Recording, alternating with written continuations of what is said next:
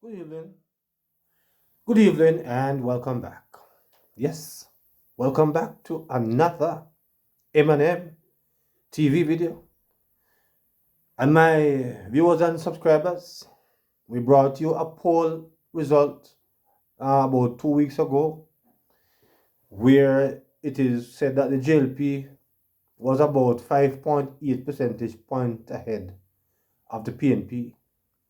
Now the blue that polls my viewers and subscribers is out. And the numbers is shocking.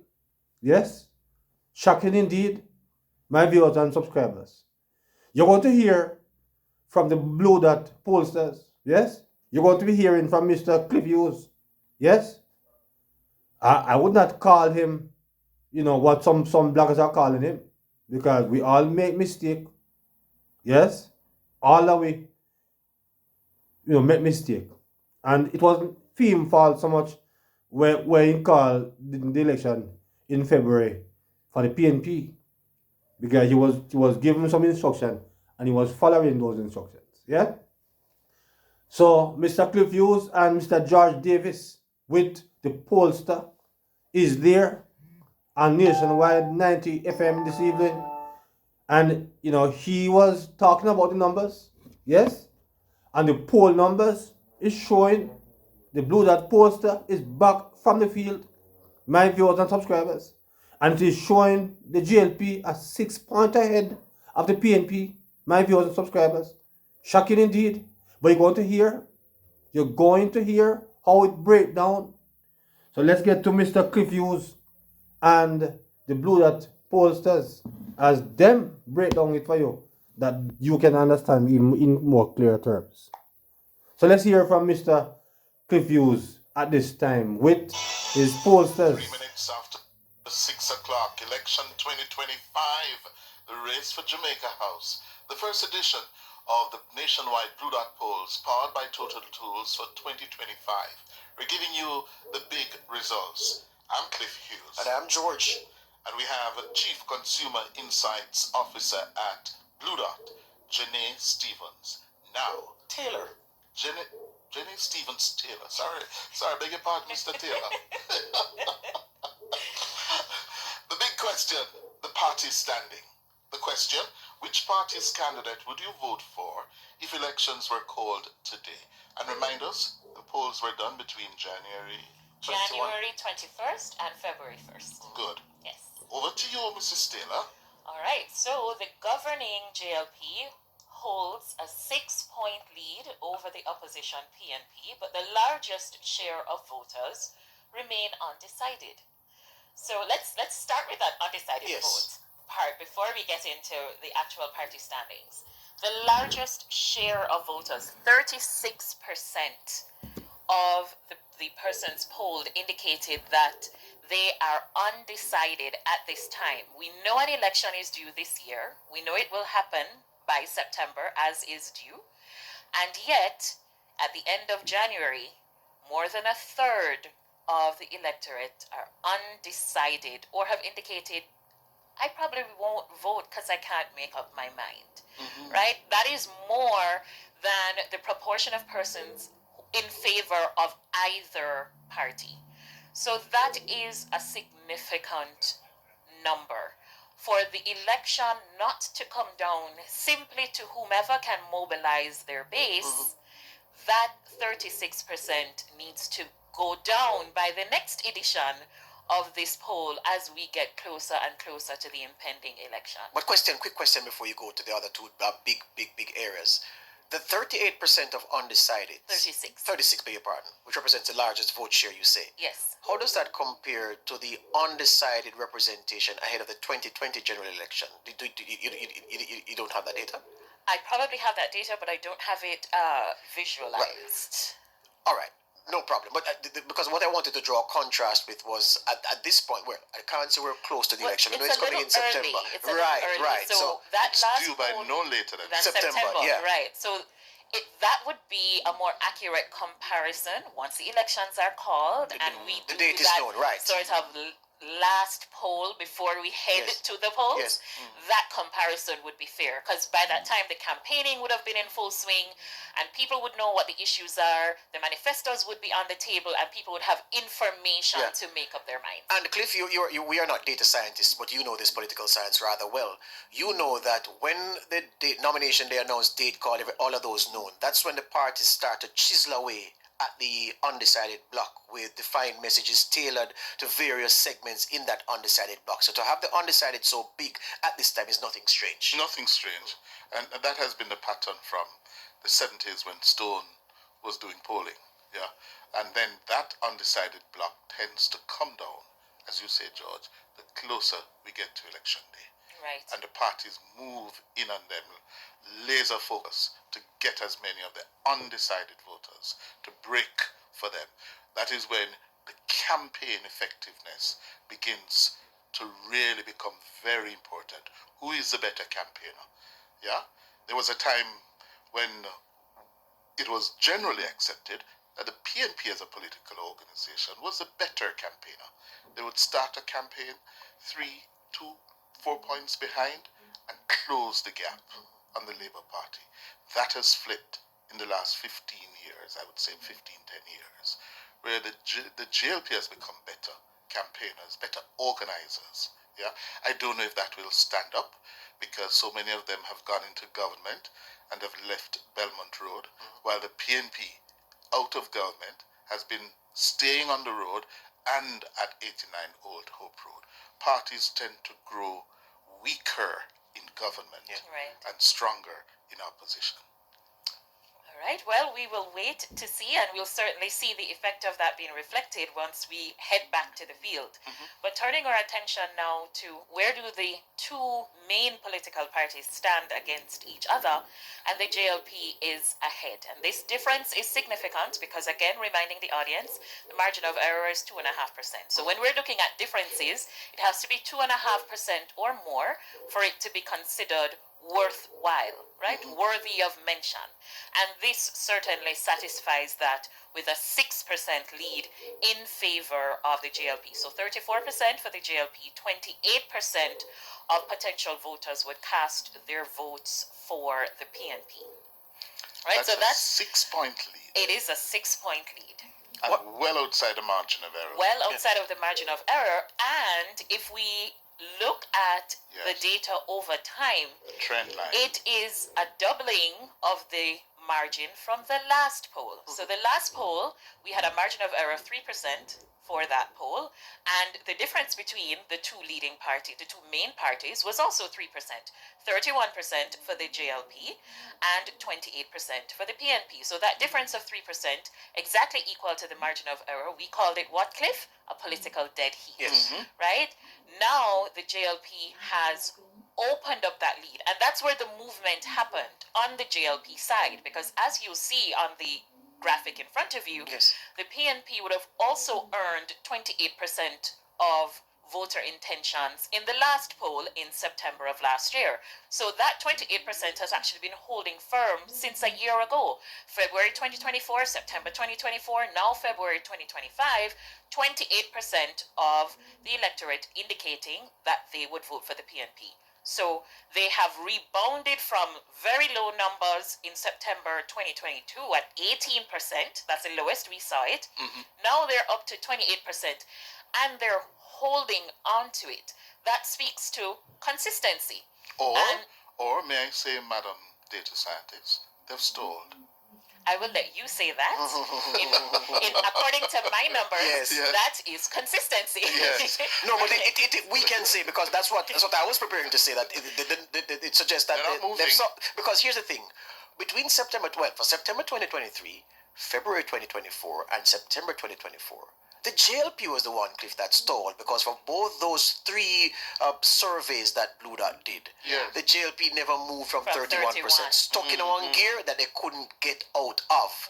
The PNP, they made a sharp move They made a move from 25 to 28, then 28, and then held firm 28 for this one. So the PNP, the numbers don't lie, men lie, women lie, numbers don't. The PNP is the party that has stalled. They've hit a brick wall, while the JLP JLP have the momentum. And to underline that, if we look from September 2020, when the JLP had the unreal representation of 49% versus 32% for the PNP, and then the JLP So fell. that would have been right before the Right. election, right? They fell off. They plunged off a cliff. 37% September 2021, the JLP. The PNP 22%. Then by September 2022, the JLP fell further to 30. Then they fell further to 24. Then they rallied to 31, stuck at 31, and now they're moving again. While the PNP's momentum seems to have dissipated, and the last 3 surveys have found them moving not an inch. That's what these numbers are saying. So the momentum is clearly with one side, and it's not the orange side.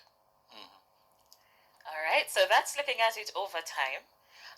We have demographics for this, as we always do. Sure. Right, so we'll start firstly with gender. So men are evenly split between the two parties. So again, as I mentioned in the previous question, we're not seeing that male leaning to the PNP side so much anymore. For some questions, it's dead heat. So 32%, 32%,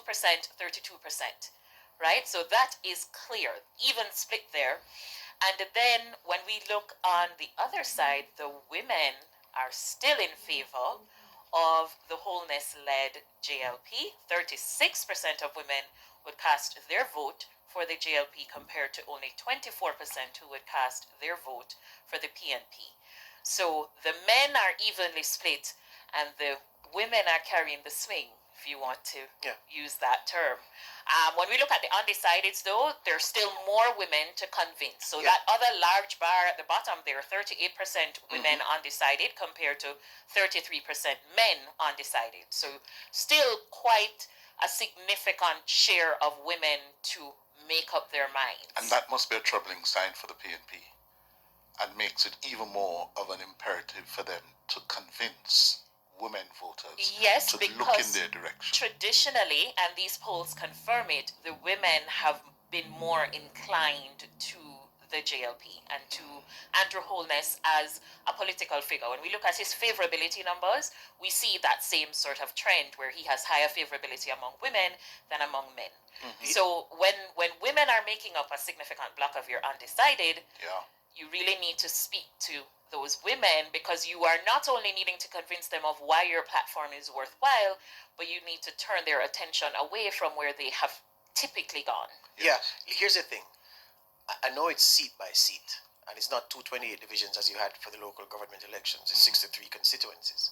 But I'm concerned what the smaller numbers mean. Not just this graphic alone, I'll come to this one, but for the previous one you showed, where the undecided was 36%, greater, accounting for the largest vote share. There was a other that you had as 2%. Now here's why I'm worried about that.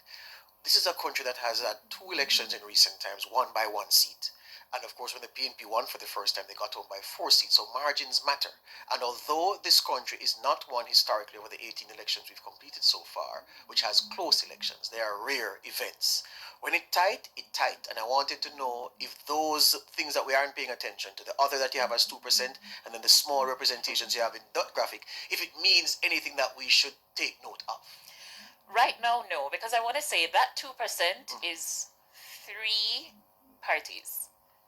Oh. So the other is not it's one highly other. splintered. It's highly splintered. Very splintered. Okay. Very, very splintered for that 2%. So those smaller, more independent organizations collectively make up that 2%. Yeah, and even though the sample is random, as randomized as science can get, you still may have found that people who are members of these smaller parties will be found themselves in the sample and will of course make the representation that, no, I'm not voting for either of those two, I'm voting for so and so. Right, and while we do try to screen for that when we're talking to people, if they are executive members of any political organization, etc., if they admit to it when we speak to them, we do not include them in the sample. Understood. Good point. All right, that's it for the data so far? Well, we have this by parish, parish is always a good one. And we have it by age. Yeah, we're not done with this. We're not done with this by let's go to the break and come back with more. Well, there you have it, my viewers and subscribers. There's a lot more, but we're not going to make the video too long. There's a lot more. But one thing is certain, I perceive that Mr. Dayton Campbell and his PNP, needs to now start to talk to the people. Yes, him always they often says that they don't want the JLP to thief them ideas. Hmm? But the polls are showing that after 3 months, 3 years, the PNP campaigning 3 years, it is unfortunate to see that the PNP is still behind the polls and they have been stuck at 28 percentage point from last year, September, and then still today. No. And they have been campaigning like crazy since year start. But what?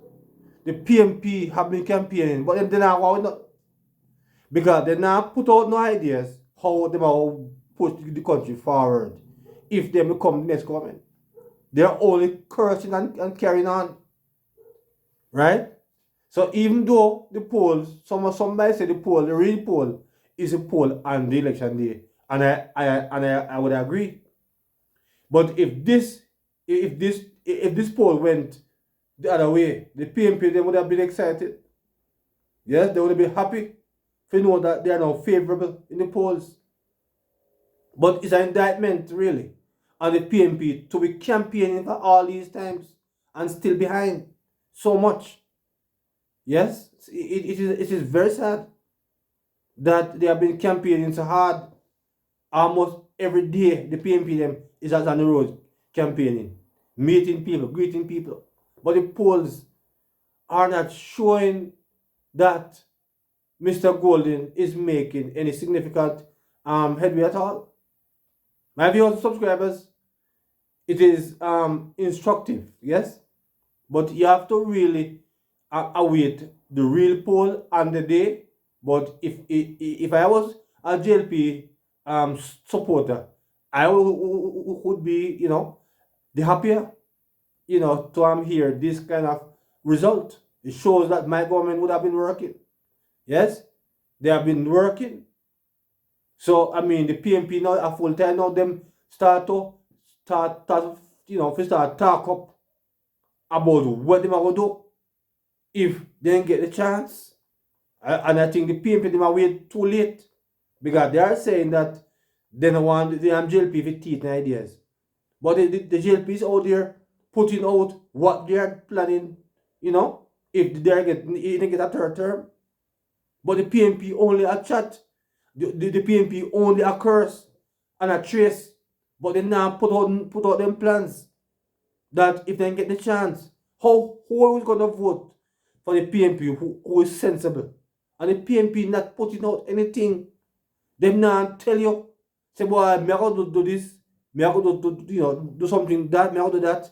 If me become the government, we have to come forward with ideas, PNP, and top chat foolishness.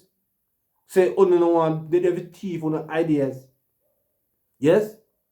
Because the polls at this point is not showing in a show very well on full inside at the moment. Some will say they will not wait the Dan Anderson poll. I would say that I am now looking forward to hear from Bill Johnson, because Bill Johnson was a man that get it the closest in the last election, because Sir Bill Johnson did have the JLP within 50 seats and then win 49. So I would also wait to see what Bill Johnson is coming with. But surely, the PNP would not be very happy at this stage with this poll findings from the Blue Dot pollsters. Yes, they would not be excited at all. So my viewers, drop your comments as it relates to the Blue Dot poll findings. Heat up the comment section, my viewers and subscribers, because as I said before, a lot was said there, but it would make sense to care all of that. But I think I give you the most important part that all I know is looking forward, to hear. So until another video, my viewers, subscribers, remember to like, yes, to share and to subscribe to the channel. So until then, good evening.